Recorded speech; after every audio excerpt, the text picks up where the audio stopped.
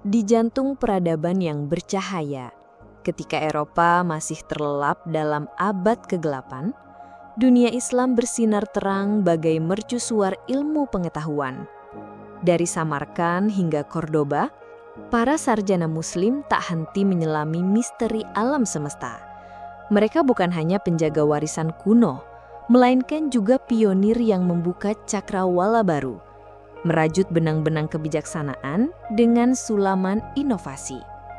Di antara bintang-bintang cemerlang itu, lahirlah seorang jenius yang namanya akan diukir abadi dalam lembaran sejarah. Abu Ali Al-Husain bin Abdullah bin Sina, atau yang lebih kita kenal sebagai Ibnu Sina.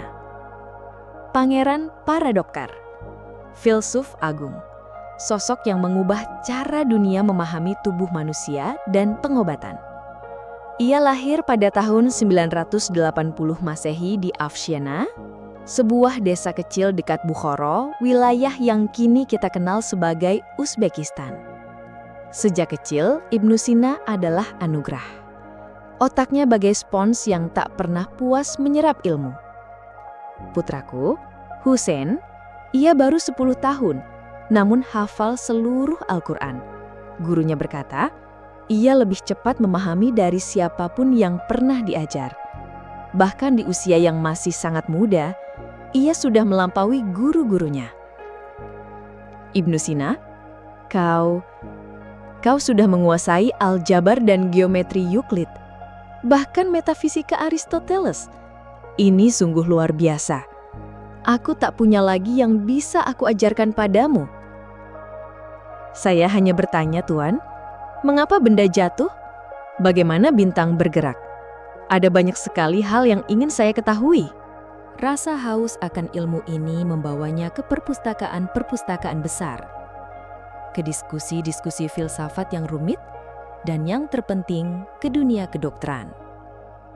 Pada usia 16 tahun, sebuah panggilan tak terduga datang. Penyakit ini, gejalanya belum pernah kulihat dalam buku manapun. Bagaimana mungkin ia demam tinggi namun merasa dingin?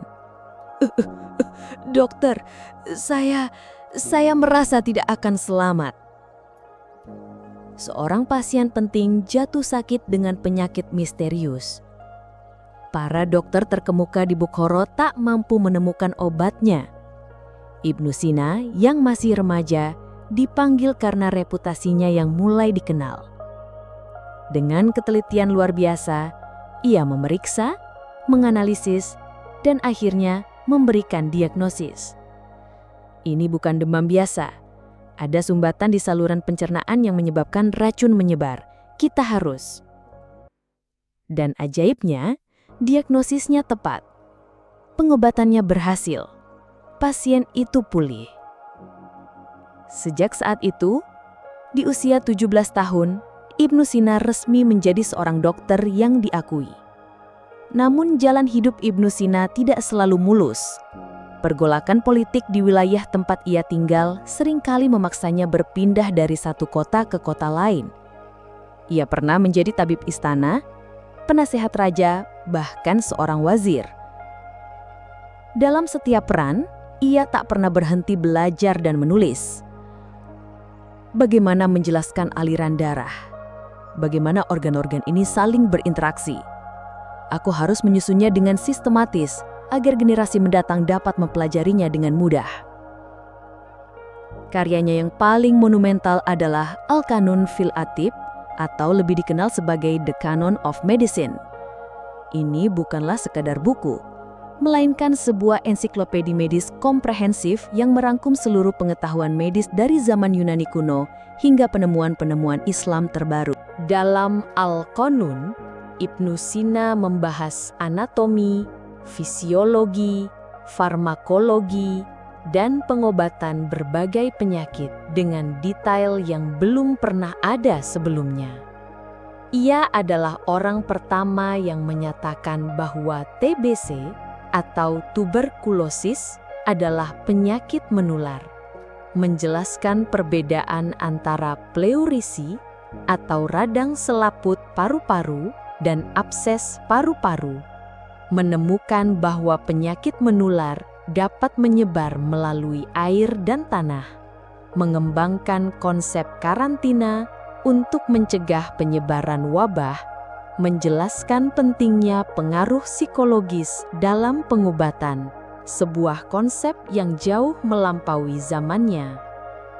Setiap pasien adalah sebuah dunia. Kita harus mendengarkan bukan hanya rintihan tubuhnya, tetapi juga bisikan jiwanya. Pengobatan bukanlah sekadar meresepkan obat, melainkan memahami keseimbangan alam dalam diri manusia. Al-Qanun fi At-Tib menjadi teks standar dalam pendidikan kedokteran di Timur dan Barat selama lebih dari 600 tahun. Selama berabad-abad, setiap mahasiswa kedokteran di Eropa harus mempelajari karya Ibnu Sina ini. Bukunya diterjemahkan ke dalam bahasa Latin berkali-kali dan menjadi fondasi kedokteran modern. Bukan hanya kedokteran, Ibnu Sina juga menulis lebih dari 450 buku dan artikel di berbagai bidang ilmu. Dari filsafat tentang jiwa, astronomi tentang gerakan planet, hingga matematika dan etika. Ia adalah seorang pemikir sejati yang percaya bahwa semua ilmu pengetahuan saling terkait dan bahwa akal dan iman dapat berjalan beriringan. Hidupnya penuh gejolak politik, namun semangatnya untuk belajar dan mengajar tak pernah padam. Bahkan di medan perang atau dalam perjalanan, ia akan tetap membaca, menulis, atau mengajar para muridnya. Dedikasinya pada ilmu adalah contoh nyata dari firman Allah dalam Al-Quran. Allah akan mengangkat orang-orang yang beriman di antaramu dan orang-orang yang diberi ilmu pengetahuan beberapa derajat. Ibnu Sina bukan hanya seorang ilmuwan, ia adalah seorang muslim yang saleh yang melihat keagungan Allah dalam setiap ciptaannya, dan melalui ilmu ia berusaha mendekatkan diri kepadanya. Ia wafat pada tahun 1037 Masehi di Hamadan, Persia di usia 57 tahun. Usia yang mungkin terasa singkat, namun warisannya abadi.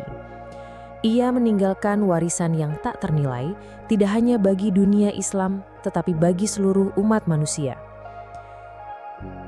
Kisah Ibnu Sina adalah pengingat bahwa di masa lalu yang sering kita lupakan, ada cahaya peradaban yang begitu terang, dipimpin oleh para pemikir muslim yang brilian.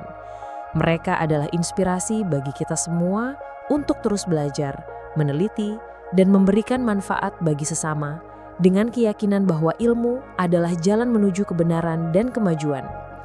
Ibnu Sina, sang pangeran para dokter, bukan hanya mengubah dunia dengan pengetahuannya, tetapi juga dengan teladan dedikasi, kebijaksanaan, dan keimanannya. Terima kasih sudah mendengarkan. Jangan lupa like, subscribe, dan share.